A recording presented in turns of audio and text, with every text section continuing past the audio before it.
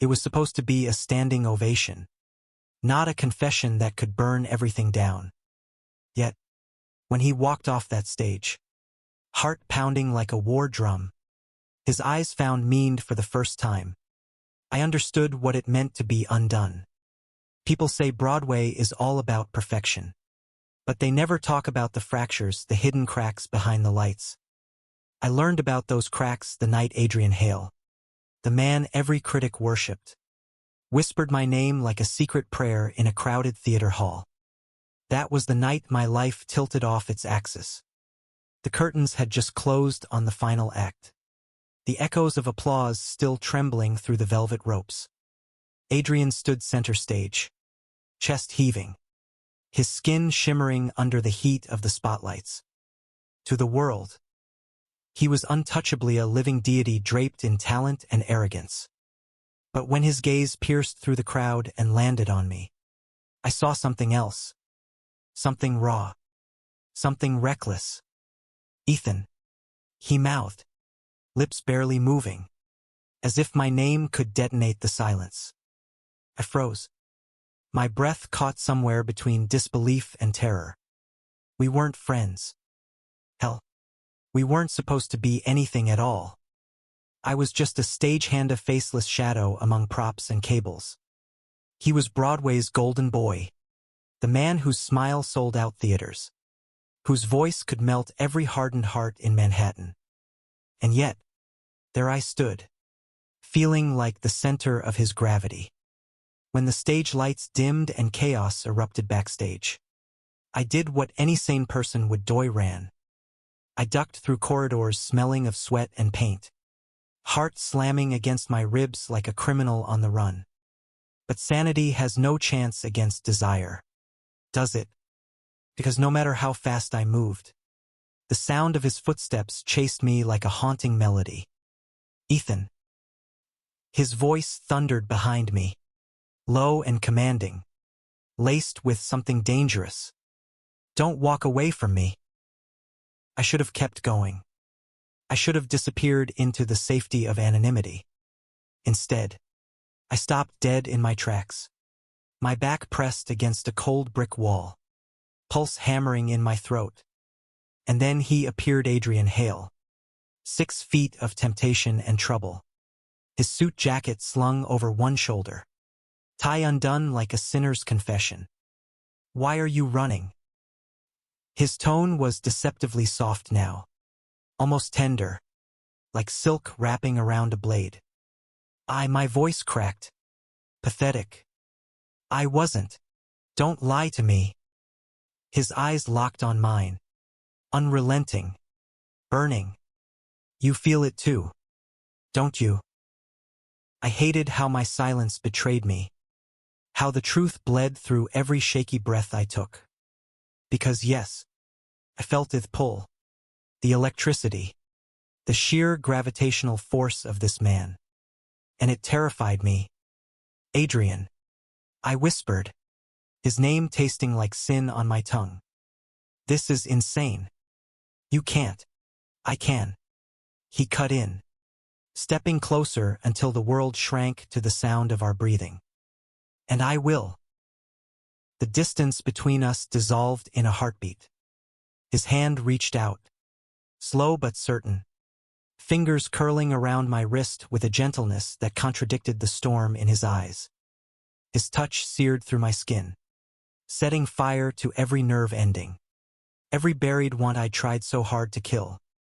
"Look at me," he demanded, voice barely more than a breath. I did. God help me, I did. And in that gaze, I saw no arrogance, no pretense, only a man stripped bare, offering me something both beautiful and catastrophic. "Say it," he urged, his forehead almost brushing mine now. "Say you don't want me, and I'll walk away." But I couldn't, because it would be a lie. And lies are heavy things, they crush you from the inside out. So I said nothing. And in my silence, he found his answer. The kiss wasn't soft. It wasn't sweet. It was a collision. A war. a desperate claiming in the shadows of a world that would never understand. His mouth devoured mine with hunger, and I, God forgive me, gave in, hands clutching his shirt like it was the only thing keeping me alive. The taste of him, the heat of him, it was chaos and salvation all at once. When he finally pulled back, breath ragged, his lips brushed my ear as he whispered the words that would unravel everything I thought I knew about love, about loyalty, about myself. You belong to me, Ethan, soul and all. And just like that, I was his. That night didn't end with fireworks. It ended with silence, thick, suffocating silence, because reality always waits for the curtain to fall. He was the star. I was the nobody. And what we'd just done, it wasn't a love story. It was a scandal waiting to burn us both alive. Yet as I stood alone in the empty corridor, tasting him on my lips, one truth pulsed through me like a second heartbeat. I would let it burn. For him, I would let it all burn. The next weeks were a fever dream stitched together by stolen glances and dangerous touches. Every rehearsal became a battlefield of restraint. Every whispered conversation in shadowed hallways was another nail in the coffin of my self-control. Adrian didn't care. He was fire in human form, relentless, merciless. And I was the moth, too enchanted to escape the flame. But Broadway has no mercy for secrets. Rumors began to curl like smoke beneath closed doors. Castmates started looking at me differently, like they could smell the sin on my skin. And then came the reviewer venom-laced blog post accusing Adrian of having a distraction backstage. No names, no proof. But in this world, whispers kill faster than bullets. I can fix this, Adrian said one night, his fingers digging into his scalp as he paced my apartment like a caged animal. His perfection was cracking, and it terrified me because Adrian Hale didn't break. I'll go public. Tell them it's you. Tell them. No. My voice sliced through the room, sharper than I intended. He froze, his green eyes wide, stunned. You can't. If you do, they'll destroy you. And me. I'll be nothing but a headline you regret. His chest heaved, fury and desperation clawing at his face. I don't care about them. Care about you. God, how I wanted to believe that. But love doesn't feed you when you're blacklisted. Love doesn't stop the wolves from tearing your life apart. And so I did the only thing I thought could save us both. I lied. This was a mistake. I whispered, each word a dagger twisting in my throat. Whatever this is, it ends now. Adrian stared at me like I just ripped the world from under his feet. You don't mean that. I do. My voice broke, but I forced the shards into a smile. You were a fantasy, Adrian. A beautiful, impossible fantasy. But that's all it was. His silence was worse than anger. He just looked at me. I looked like a man memorizing the shape of his own ruin. Then he walked out. No slammed door. No last plea. Just gone. And with him, the air left the room. Days bled into weeks. Adrian kept his word, stayed silent. And the rumors died down. His career soared, while I sank into invisibility, dragging the weight of choices I couldn't undo. I told myself it was for the best, that I'd saved him, saved us. But at night, when the city's hum faded and loneliness crawled beneath my skin, I'd close my eyes and taste his kiss like a ghost that refused to let me breathe. Then came the night that shattered my delusion. I was hauling props backstage for a new show when the theater doors burst open. And there he was, Adrian Hale, drenched in rain, tuxedo clinging to his body like second skin, eyes wild like a man who'd clawed his way out of hell. What are you? The words barely formed before his hands seized my arms. dragging me into a corner where the world couldn't watch us burn. Don't, he snarled, his breath hot against my cheek. Don't you dare say this is over. Adrian, no. His voice cracked like thunder, raw and feral. You think walking away saved me? Didn't. Killed me. Every day without you, his words faltered, a tremor shaking his frame. I can't do it anymore, Ethan. I can't breathe without you. My heart slammed so hard it hurt.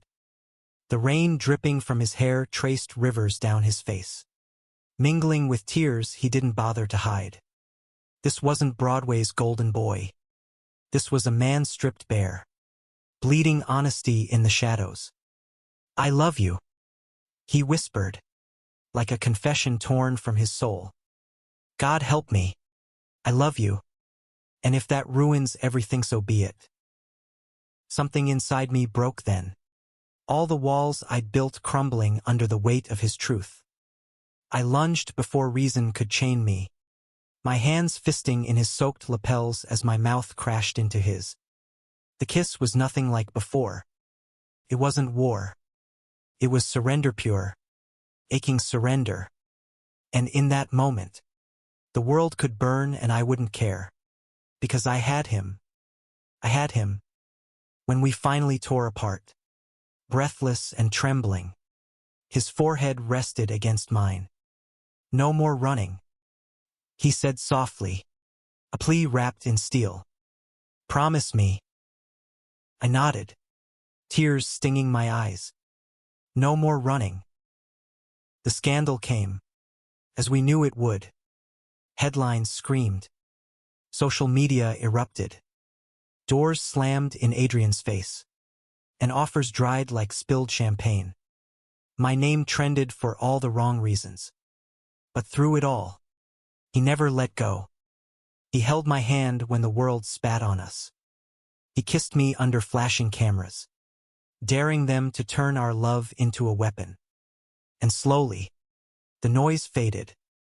Not because they forgave us, but because we stopped needing their permission to exist.